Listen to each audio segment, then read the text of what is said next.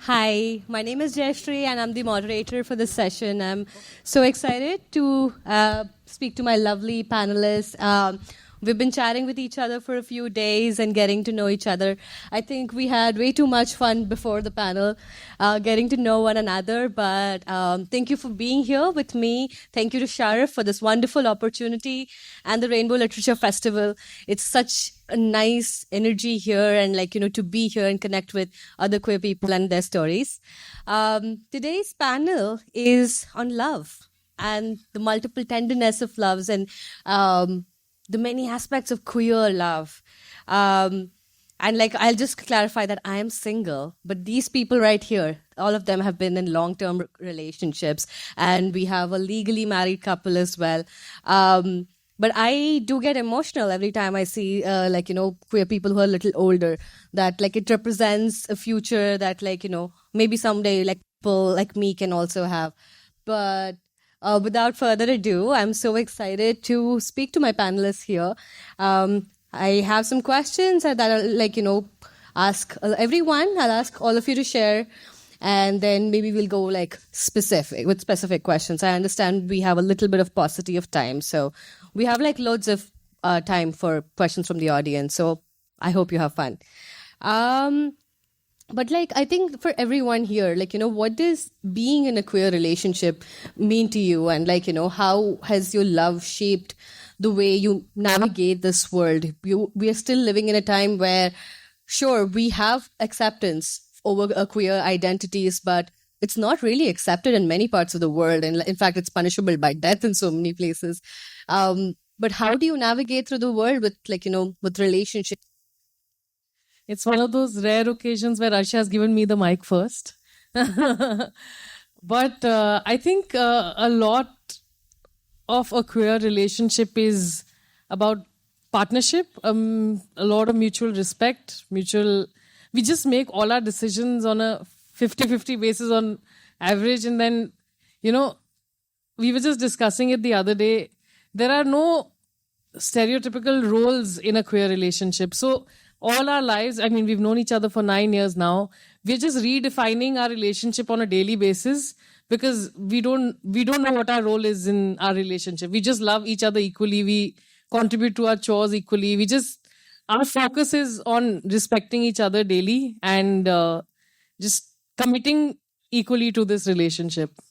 That's how I've understood our relationship of 9 years.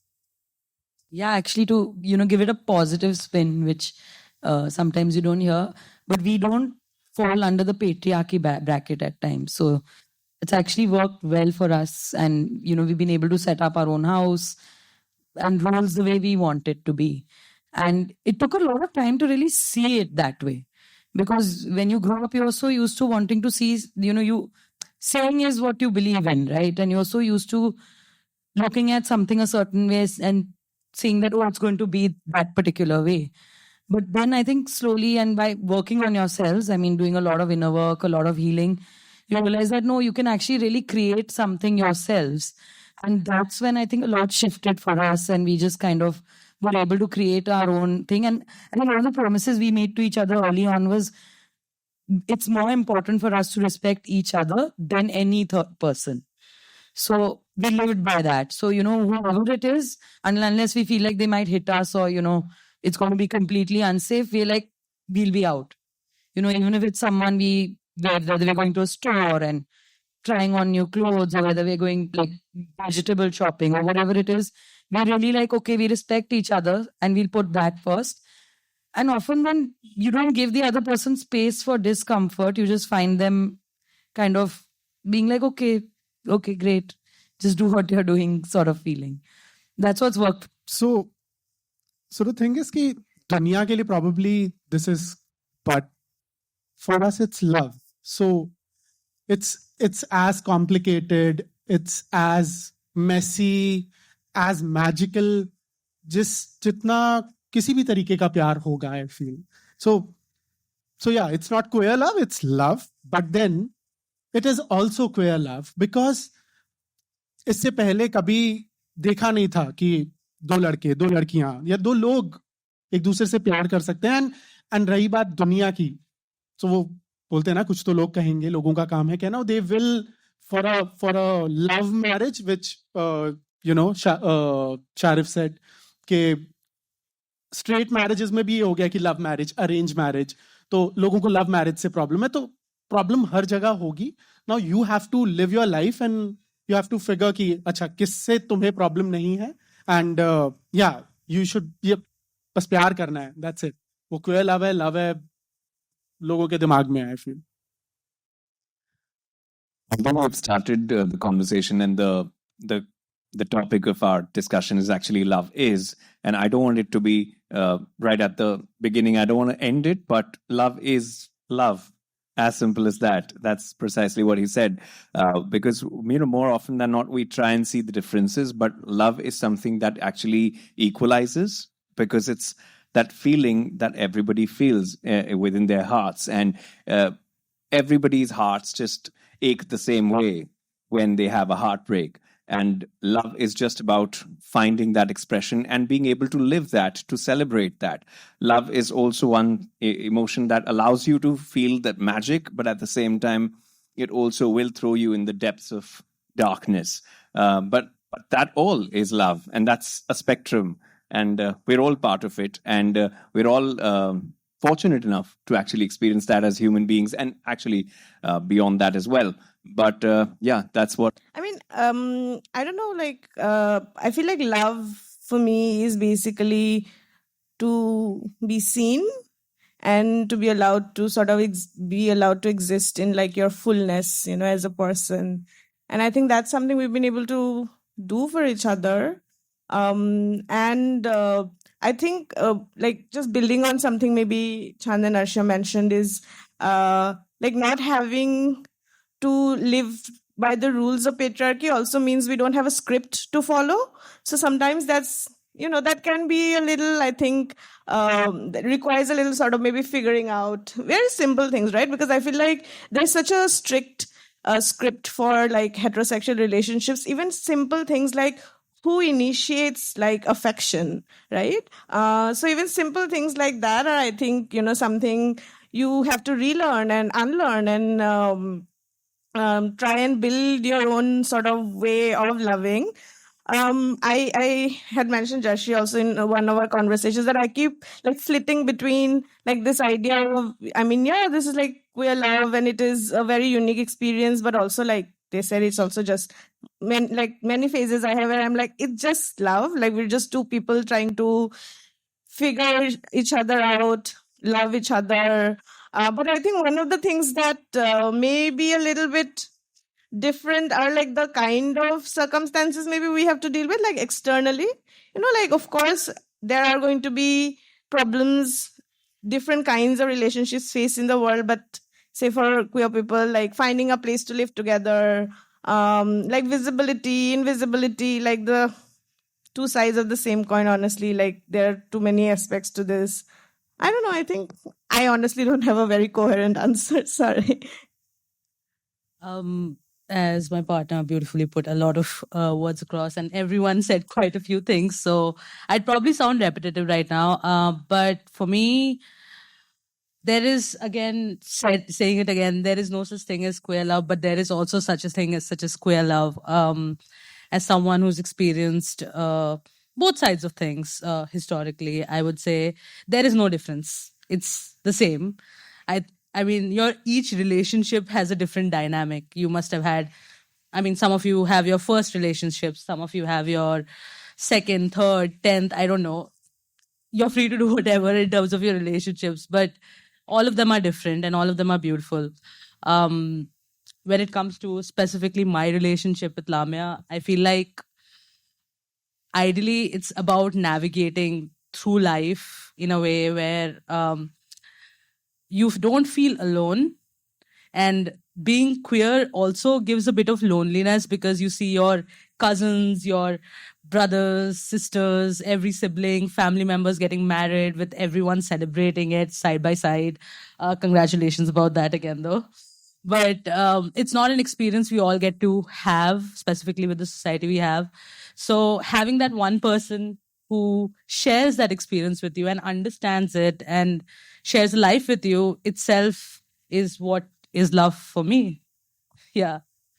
Thank you for those responses. And I think my next question for everyone is, and very quickly, that when did you go public with your relationship? Because I know everyone here has been together for a very long time. But when did you go public with your relationship? And were you scared then? What was going on in your head back then? I'll take this up. So I remember when we started dating, we were in the same office. We wanted to be quiet about it, but thankfully we did come from a place where we could be ourselves. But despite that, we did that. But when it comes to really, when we say out in public, I would much rather attribute it to our social media outing as such. In that sense, it was when we were about to start our podcast. We had an alternate profile called Dusra Insta. Literally, it was that, and it was a closed profile, basically an archive of our memories and our photographs and moments. And it had typically about 18 followers, the closest of the close friends, who would be a part of that world of ours, who we wanted to share with. But that's when we started our podcast, is when we decided to open up. So yeah, that's, I think, when we decided to open up, because even when it came to our podcast, it was honestly quite self-indulgent, because it was about our love story. We were like that. How often does it happen that two RJs who work in the same office fall in love and can share the story in an audio medium? Why not? If we don't do it, who else will? And that's how we started. But as and when we grew, we realized that it's not really our anymore, because the amount of messages and the amount of responses that we were getting for our podcast became about the community. And there were so many different people from different facets who were relating to it. And that's when we realized that it was not us anymore, and it wasn't a private thing anymore.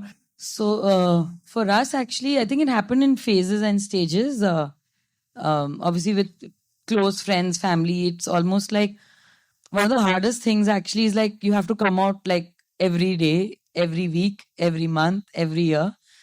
So that kept happening. But we met in 2015, and 2019, I decided I wanted to propose to Chand. This time there was no like idea of a marriage or anything like that. But I just talked to my mom one evening and I was like, look, this is the person I want to be with. And I really want to give her a symbol of commitment in some way. So I was very nervous telling her this, but I got a very positive response. She's like, oh, I have a ring and all also she'll like and everything. And I was like, wow, man, I didn't even know my mom had progressed that much.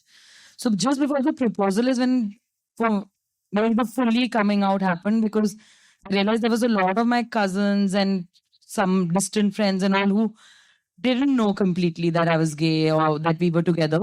And I was like, okay, now it's going to be completely public because, it may go on social media and stuff. So I actually wrote a longish sort of message to all the people who still didn't know and said that, this is going to happen and I want you to know before it comes out fully publicly. But anyway, that was the public coming out. And after that, there was no going back. I mean, like my grandmother's friends knew then. So it was like, they were friends with me on Instagram and kind of everyone had an idea. And we just kind of took it up from there and went with it. No, in terms of family, that was the public coming out. Professionally, because I'm a lawyer, I had two coming outs. One was when we got engaged, and then at the time we got engaged, we didn't know that marriage was even a possibility. The commitment ceremony / marriage, which we'll come to later, we'll discuss it later, but that was coming out 2.0 for me, because to explain to somebody that I'm getting married to not a man was more difficult than telling them that I'm with somebody, because then you don't have to disclose who you're with. That my partner, everybody, nobody really questioned. Yeah, I had to get leave, right? So I had to justify that I'm getting married. So that was coming out 2.0. But 2019 is when we came out to most of the people we knew. I feel like we almost immediately went public with our relationship. I feel like I have such like a cringe reason. Honestly, I just wanted to tell everyone I was in love with Naina. So no explanations, no coming out. I just like started posting on Instagram. And then people messaged me and I was like, yeah, this is my girlfriend now. So like that was just it. Do you want to add? For me, coming out was not necessarily a choice because I always was visibly queer. But adding on to that, I've been out since I'm 16 and I met her much later after that. So it didn't really require a special kind of coming out, just this is someone I'm seeing, mom. It was mostly like that. That's interesting. And like, I think a quick question that I have in my head, because the panel theme is love is, and like Yogi and I were discussing this before the panel. Do you think romantic love is overrated, especially in the it's irony है कि हम लोग सारे couples यहाँ पे बैठे हैं and we are talking about love, जबकि community में maximum लोग are single, and yet we are on this panel and actually true representation is there because she is single. But yeah, overrated, I don't know, मतलब क्यों rate करना है प्यार को, but your romantic relationship is, I would say, as important as your relationship with your family, with yourself to an extent. मतलब वो of course सबसे ऊपर आ जाता है, at least मेरी list में, self love. I think pop culture और फिल्मों ने उसको थोड़ा overrated कर दिया है. It's very much important, and people, at least in our DMs, they are looking for love and not just self love or या जो कहानियों में लिखा जाता है. They want someone, they want to be belonged, companionship? Like, and yeah, they want a relationship. तो overrated नहीं है. People still they want that kind of love. I have an opinion though. Yeah. It's a strange one. I don't think it's overrated, sure, but I don't think it's necessary. I don't have no one to say it considering I have been with Lamia for like 7 years now. But it's not a necessity to have a romantic kind of love as long as you're satisfied with yourself. It's just that if it is companionship you seek, then yeah, it's not overrated. I feel like it's a personal need. We cannot make a generalized comment about this, to be honest. I think the only place where love was overrated was Karan Johar movies. That's all. Yeah, I mean, just that led me to another question. Sort of, I feel like it's not overrated, but very underrepresented also. So, growing up, you don't have much visibility of seeing queer couples, and I agree with what a lot of them said, that till you don't learn to love yourself, it's very hard to even find love, and whether you need it or not also becomes a real clarity at that point.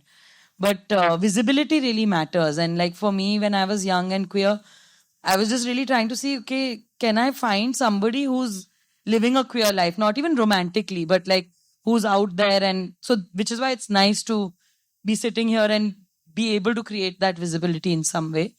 But yeah, I think it's definitely under sort of, like it's not, we don't have as much representation of queer love in like media and things like that, for sure. Yeah. Awesome. I think my last open-ended question is that you guys have, all of us, you've been like together for many years, and during this time we've seen landmark judgments, milestones in the queer rights movement across the globe. What's it like to bear witness to this with your partner at this point? Does it make you feel that there is a political nature to your love as well? I think everything's political, honestly, if you ask me. Education is, our love is, our rights are.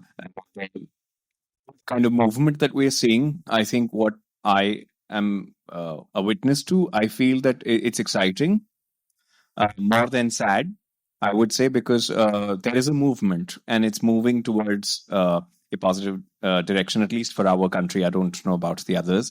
But to see it as closely and to be able to value that, it also makes me a little more humble to understand that what I have, despite the rights, is even more, that's what makes it even more special for us. But with however the movement is going, I think to be a part of it and in some way have a voice, that's something that we both feel that we are doing as well. So a lot of times, like, it's often an asked question even to from my mother, who really is supportive of me, but she will be like, why do you have to tell others? This is why. Because this is my political movement, to be open and out about my love and who I love and what I feel about it. That is my political movement. Thank you for that answer, Kabir. I think my next question would go to Chand and Arshia. For those of us who joined us a little later, Chand is an advocate practicing in the High Court of Delhi. And Arshia has spent a decade in the textile industry. So both of you have very different professions. But you shared with me that you are legally married and on a trip to New Zealand, you got married legally. Tell us more about that, because that step is not available to us in India yet. Yeah, so the whole marriage thing was quite all of last year was a year full of anxiety for me personally, and I'm sure for Arshia as well, because the marriage equality cases were heard and then they were reserved. And, as a lawyer, it was my folly that I had put all my eggs in the law basket. And it was such a disappointment. And we had, in fact, we had planned to have the wedding in January. We'd sent out our invites in January for a wedding in December. And we were just told to hold on sending the invites because we'd only sent save the dates. We were like, we were very hopeful of a positive response from the court, because I was like, what is left? I mean, if there is acknowledgement of a relationship, that relationship cannot exist in vacuum. So the next step was to give marriage equality, but it did not happen. In fact, we were in the Supreme Court when the judgment was being delivered, and we were on the steps of the Supreme Court because it's so crowded, court number 1. And we came out, and as the judgment was being read, I started crying. And then this one lawyer representing, I don't know which, the union or I don't know which religious group is like, aaj to gays ko unki jagah dikha di. That really felt like a ton of bricks for me. But in terms of planning, it was just a very tumultuous year. We did not know what we were going to do because there was so much anxiety around the judgment. But it was ironical because the judgment was just not coming out. So we had to send our invites because people had to come. So then we had a meeting with our families, and then we called it a commitment ceremony. We were dying to call it a marriage. And then for our honeymoon, we were going to New Zealand. And Arshia said, why don't you check if there is if there's no residency requirement, maybe we can get married there. So then we did all the research, and we found that you don't need to be a resident because a lot of countries require to be a resident of 30 days. New Zealand didn't. And then it was a very easy process. We just picked up 2 random people in the park who were walking to be our wedding witnesses. And that's how we got legally married. But in Delhi, we had a bigger ceremony, which we couldn't call a marriage, but it was the real deal because that's where our friends and family were. New Zealand was just, as I told you, randomly 2 people walking on the street witnessed our marriage. So, yeah. Actually, in a way, New Zealand was really an afterthought because we were so sure we could legally marry in India. We had set the date, planned everything, big fat Punjabi wedding in Delhi. And there was a lot of anxiety, like she said, leading up to it, to the point like the invite was made the same time we were walking up the steps when the judgment was going to be pronounced and all, and we hadn't sent it out at that point. But all in all, I think what it did was, for Chand, obviously the law is everything, and the law is a lot, but the law is not everything.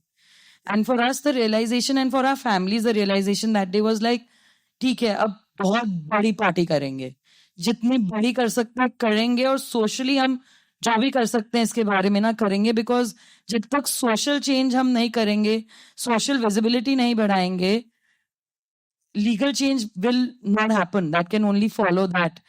And I think that was, very resounding in each one of us and all of our family and friends after that. So New Zealand was really something we needed to do to tick off Chand's legal need to be married also, because for me it was like, sabne dekh liya, everything is fine, we are married. Literally, what is marriage? Yeah, before the law came in, it was when society witnessed the union of 2 people. And we had all of our close friends, family witness us coming together, exchanging vows with some beautiful Sufi music. And that spiritual experience was very, very, very big for us. So the legal thing was really like, okay, we have that legally, it doesn't help us anyway in India. But it did make a difference in a lot of ways also. Because she only allowed me to call her my wife after that. Thank you for sharing that. I have 10 more minutes, so I'm going to give you guys one question. Maybe then we go to the audience. But this is Naina and Lamia for those of us who joined us late. And they're a queer couple who've been together for 7 years. They met online and they now live in Delhi NCR where there are 3 cats and a dog. That's the highlight for me, that they have 3 cats and a dog. And Lamia works as a therapist. Naina is a digital marketer. You are also an interfaith couple and you come from different cultures as well. Lamia, you're from Assam and you have a very diverse background. And we are sadly now in the country, we're seeing a time where interfaith, intercaste, intercultural relationships are also facing violence. They are also facing scrutiny and crackdown from the state and also legally as well. How has this impacted you in terms of, navigating your relationship, or have there been challenges because of this, navigating your relationship? I would say not navigating the relationship as a couple, but more so I feel like the political climate has been obviously something that's been on my mind, on both of our minds, obviously all the time. There have been times when it has gotten really, too much and stressful. And obviously, Nana's been extremely supportive and understanding and been like this fierce ally through all of that. I feel like maybe because we're like a queer relationship, I feel like people don't even go to the different interreligious, interfaith part of it. They're already like, oh, you're a queer couple. They already have a problem with that. My parents sort of have a problem mostly because it's a queer relationship. They don't care that it's like an interfaith relationship. But like I said, the political climate definitely plays a role. It is something that we have conversations about often. Anytime we're reading the news or there are all these things coming up, we do have all those very stressful discussions at home. So that way, obviously, our identities shape our relationship, but not necessarily in very I would say material ways. Because I think it's mostly shaped by my identity as a Muslim rather, if we have to look for places, I have to sort of mention earlier, is this okay? But again, we don't disclose we're a queer couple. So that's also how the invisibility sort of helps give us safety, I guess. But it's a double-edged sword, of course. Just to get a little technical, because Lamia has mentioned the emotional parts of it. The political climate is not nice. We all know how it has been. And I have grown up in a mixed culture household. So for me, it does not seem that out of a step to actually have any kind of integration in a relationship. But I believe the challenge comes in general when it comes to moving houses, finding places that are not just pet friendly, because as our identity was defined as having 3 cats and a dog, but also the fact that as she said, it's not just we don't disclose we're a queer couple. Most of the times on the rent lease, it's my name. Any kind of loan we get, it's under my name, because it's easier. It's so in terms of navigating finances, paperwork, all of those things, I believe the whole concept of even having a shared thing can be a little challenging. So yeah, it's been tough, but I guess we have each other through it, so it helps. Sorry, I'm taking the mic from you. But I feel like the positive aspect of this is also we kind of get to celebrate a lot of festivals, which I love celebrating festivals. So we're doing, yes, and the food. So we do Onam, Diwali, Durga Puja, Eid, obviously. We also do Christmas, honestly, because that's the only festival we don't share. So we make a huge deal of it. So yeah. The food, guys, the food is the thing to die for here. So food will triumph hate politics. I love that. This is the takeaway here. Yogi and Kabir are former radio presenters, and they are the hosts and creators of the Should Desi Gay podcast, as well as Not a Therapy Session. That podcast, the podcast has won many awards, and they were also voted as the LGBTQ Voice of the Year, the Cosmopolitan Blogger Awards. But like if I start listing out your accolades, that will take like forever.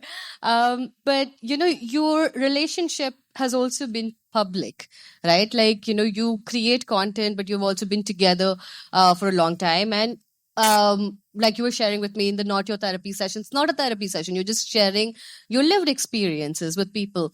Do you think like your podcast here is also helping people, like, you know, in a way, connect with more queer stories and more queer representations of love?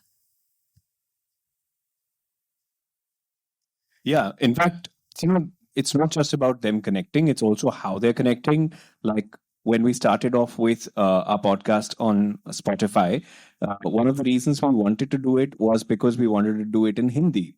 Because the narrative in our country is that, and all the conversations that were happening regarding the LGBTQ community were all citing, you know, were or English speaking. And फिर ये भी सुनने में आता है ना कि ये तो बाहर से आया है क्योंकि सारी बातें ही अंग्रेजी में हो रही हैं. So when we were even researching about you know references there, when we couldn't find one, we thought let's become one, like, because there is no other way out here. So that is how we looked at that. Like I said, it started off from a very self-indulgent space that we wanted to share our love story, but then as we grew further, it actually helped us grow better as individuals and then see the light. In fact, it was the community who led us and led our podcast into the direction that it further took. So I think, yeah, that's where it became more inclusive. So a lot of people in our DMs, they don't call us Yogi and Kabir. They call us Yogi Bhaiya, Kabir Bhaiya. People don't have queer friends or anyone who's जिसको पता भी हो कि queer होना क्या होता है. I've been to therapists जिनको मैंने समझाया है जाके कि क्वेयर क्या होता है भाई. So मुझे लगा तुम मुझे पैसे दो, मैं 1 घंटे के, मैं तुम्हें क्यों दे रहा हूँ. But so people don't have anyone to talk to about what is going on with them, कि ये क्या हो रहा है हमारे अंदर, and are we not normal? And when they see us on Instagram, they're like, अच्छा, at least we can trust them. And that's how and we were getting so many messages and we were like, but we are not therapists, तो हम कैसे हम उनको बताएं? So we were like, okay, maybe peer counseling will help or our lived experiences will help. And that's how we started this podcast, not a therapy session. And yeah, it's been fine. It's a learning for us also कि अच्छा लोगों के ये experiences हैं, because I feel it's very important for us to address that we have been very, very privileged कि हमारे families ने accept किया, हमारे offices ने accept किया, and जहाँ वो relationship को family accept नहीं करती या आपके आसपास के लोग accept नहीं करते, that is where love becomes political. क्योंकि वहाँ हमें law चाहिए, वहाँ हमें बोलना जरूरी है कि listen, this is our right. अगर तुम हमें कौन होते हो allow करने वाले प्यार करने के लिए, it's polite for us to ask कि listen, for our parents कि this is the person I love, need your approval. But अगर वो approve नहीं कर रहे हैं तो क्या मैं इसको छोड़ दूं? That's where love becomes political, and yeah. I know I said that was going to be my last question, but I do want to like ask this one question to everybody here, because I think it's important that about housing, that, you know, for queer couples and especially for queer people and transgender people as well, housing is very difficult to get, like, you know, whether on rent or if you want to buy. And that, I know that's a whole different topic and it's something that's my own researches are based on it. But very quickly, can you just share your experiences on what has been like to navigate housing as a queer couple? I mean, like I said, we honestly don't disclose that we're a queer couple. We sort of don't want to deal with whatever. But obviously, like, that invisibilizes us, our identities and our relationship. We have been in places where our neighbors like figured it out, or we've shared with some of those people. But as a rule, we just don't. And I think, and obviously this, and I mean, I don't want to call it a privilege, mainly because that comes at the cost of, again, like invisibilizing our relationship. But I feel like two women are not seen necessarily with so much of scrutiny, because like a lot of straight women also do live together. So yeah. Yeah, so it's easier to just not disclose it because, as I had put it across, the drama that folds and not getting housing is kind of way worse than just hiding a little bit of yourself while signing a piece of paper. We do talk. I mean, I guess we've just found one place where we did talk to our neighbors about us, but we don't even talk to our neighbors because of it, which is another important fact, I feel. As a queer couple, how do you even interact with society? So, yeah.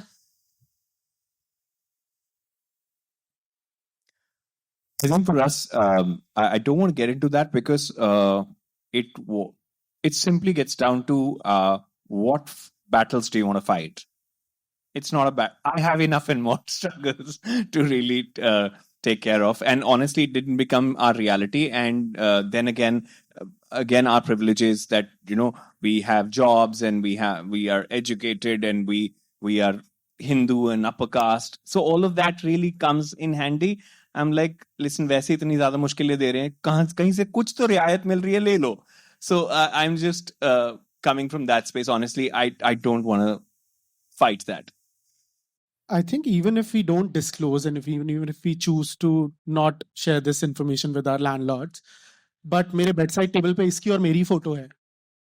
So जो by आती है घर पे वो देखती है कि ये क्या मतलब दीदी क्यों नहीं है यहाँ पे, right? So वो automatically पता चलना शुरू हो जाता है. Maybe that's how we are normalizing it. I don't know. Neighbors को पता है कि अच्छा there are 2 boys living उस तरीके से. But मैं हमेशा बोलता हूँ लोगों को भी कि हम लोगों को देख के प्राइड का झंडा लहरा के अपनी सेफ्टी मत तुम वो कर लेना कि मतलब कोई आके तुम्हें हार्म करे physically. As long as you are safe, you feel safe. मुझे लगता है कि आई एम सेफ. मेरे घर के अंदर अगर मेरे बेड साइड टेबल पे कबीर और मेरी फोटो पड़ी है, दीदी देख रही है, दैट्स ओके. बट अगर किसी को और को प्रॉब्लम, कोई मुझे घर से निकाल देगा, मे बी शायद मैं फोटो हटा दूं वहां से. सो या, be just careful, that's it. So, I think for us also, we've been really blessed because at the moment, my mom is our landlady. So that's been very helpful. But yeah, when we were moving into this place, she told all the neighbors we're gay. So it was not even like she gave us the option to not come out or anything. She said, my 2 daughters are moving in here. They both are together with each other, everything. So she had done that coming out for us. So again, very privileged, blessed. But yeah, it's been like, when you're dealing with multiple layers of people when you're running a household together. So at each point, again, that choice comes, and it's rightly so, you exercise that. You see where you can and where you can't. Like we've had, someone who lives with us and cooks for us for the last 5 years since we've lived together. She's part of our relationship in a lot of ways. And initially she didn't know we were together. But over the years, obviously she figured it out. And then we sat down. I think one of my cousins did that. We have a very nice family who loves to come out on our behalf. So she sat her down and she said, ये दोनों एक दूसरे से प्यार करते हैं and everything. And when we got married, she was the one who was like, did the whole video on प्यार होता है and लोग को एक दूसरे के साथ होना चाहिए. And also, I think it's like also letting yourself include other people. Sometimes, yeah, they'll be apprehensive to start with, but slowly they see who you are. And they like, इनकी भी तो सेम ही झगड़े होते हैं, खाना क्या खाना है, सब्जी क्या लेनी है, कपड़े क्या पहनने हैं, चाय क्या बनती है, whatever. All of those things are literally the same. So somewhere that relatability gets built in. So give them that option to know you a little bit. But yeah, obviously see where it's safe, where it's not, what battles to fight. I think that's a choice one has to, constantly keep making. Yeah. Just on a lighter note, I've had more difficulty finding a house as a single lawyer.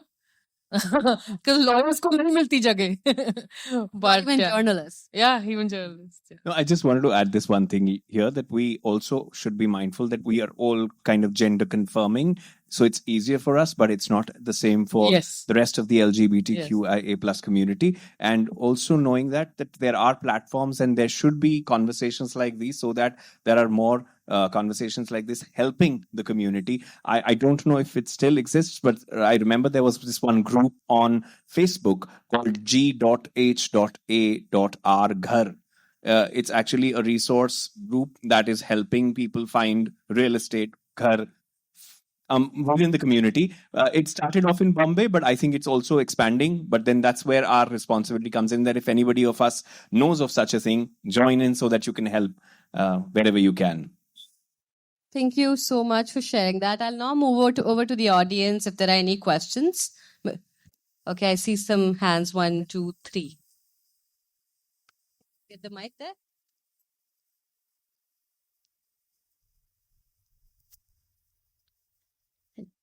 Hi. So we all were talking about coming out.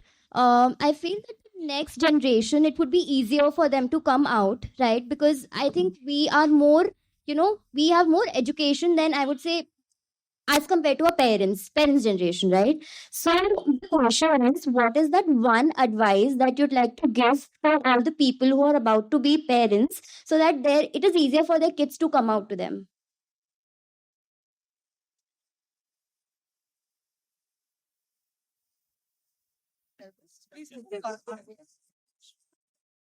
I mean, I guess just normalize the existence of queer people, right? Like, you don't have to have specific discussions that if you are queer, we will be okay. Mostly just mention, like, you make attempts to have queer friends, because I find it very strange sometimes when I meet like some like cishet people and they're telling me, oh, you're like the first queer person I know. I was like, that says something about you, actually.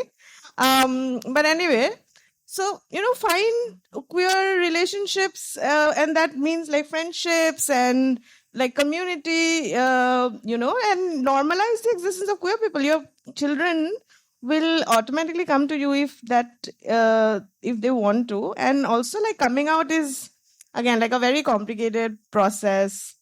I'm not even like a fan of, honestly, like the whole coming out thing, but but mostly just like normalizing the existence of queer people, watching like shows and reading books that queer characters exist in, just not making like a huge deal about basically like all these differences. Just, and like there are honestly tons of like children's books now where like these things are very well represented. So you can start early. You don't need to give like explicit details. You can just say like, different kinds of people love each other, and some of these people are sometimes in like all these other like different configurations, basically. Like, that's all. Yeah, I if think you that's too, sorry. after no, if you permit me to change your question a little, I think education has less to do with being queer friendly. It's all about visibility. I don't think our parents were any less educated than we are. I think they were also qualified.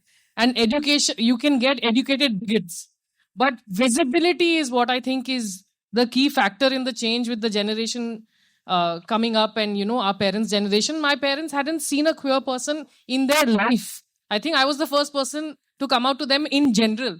So that makes a huge difference. And that is the change in what we are seeing.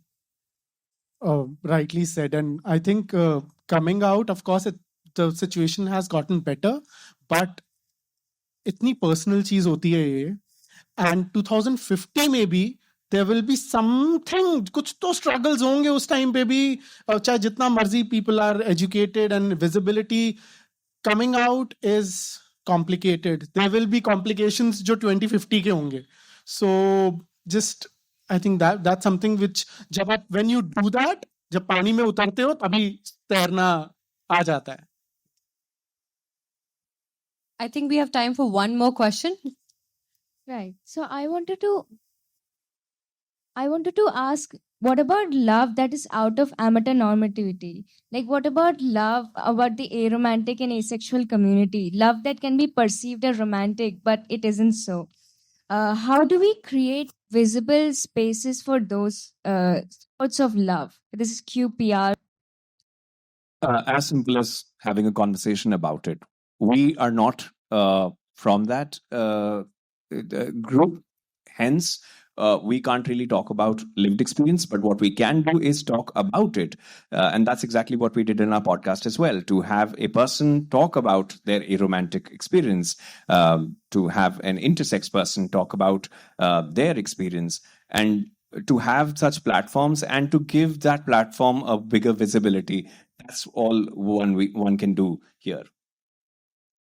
Yeah, I think it all boils down to the word visibility at the end of it, because you can share your own authentic experience as much. And what you can do in that is also in your space, create openness to accept as many other authentic experiences. So when you open yourself up to learning and hearing more, you open those people up to be able to share their journeys more. And great that you guys are doing that. Yeah, I've been a big fan, by the way, of both of you for a while. And just one thing I wanted to say is that all of this has, happened only because a lot of people before us have taken steps, allowed us the privilege to do certain things, and we hope to take those steps to allow other people to do things. So it's a continuous process, and we've got to just keep going on. That's all. That brings me to the end of this panel. Arsha and Chand, Yogi and Kabir, Naina and Lamya, thank you so, so much for your time and for joining me and for this, this conversation. And thank you so much to the lovely audience out here. Thank you for taking the time out on a Sunday noon to ask us questions and engage in this. My name is Jayashree, and thank you so much for being here. Enjoy the rest of the festival. Thank you so much, Jayashree. And I think a round of applause for Jayashree.